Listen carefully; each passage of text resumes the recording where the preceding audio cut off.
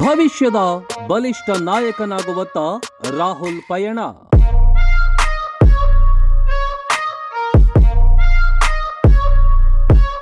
ನಮಸ್ಕಾರ ಸ್ನೇಹಿತರೆ.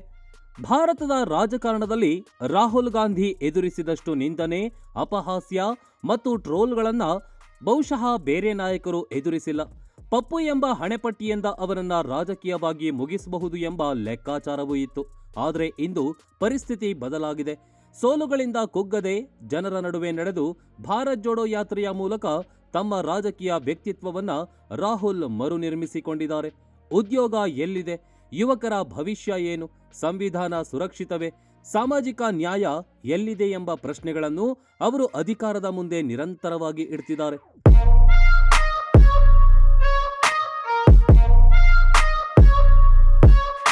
ಒಮ್ಮೆ ರಾಹುಲ್ರನ್ನ ನೋಡಿ ನಗುತ್ತಿದ್ದವರೇ ಇಂದು ಅವರ ಪ್ರಶ್ನೆಗಳಿಗೆ ಉತ್ತರಿಸಬೇಕಾದ ಪರಿಸ್ಥಿತಿಯಲ್ಲಿದ್ದಾರೆ.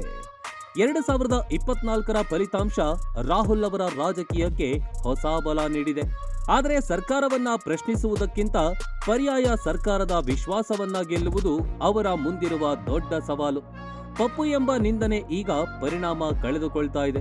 ರಾಹುಲ್ ಇನ್ನೂ ಪ್ರಧಾನಿಯಾಗಿಲ್ಲ, ಆದರೆ ಅವರನ್ನ ಅಣಕದಿಂದ ಮುಗಿಸಬಹುದು ಎಂಬ ರಾಜಕೀಯ ಲೆಕ್ಕಾಚಾರ ಮಾತ್ರ ಖಂಡಿತ ವಿಫಲವಾಗಿದೆ.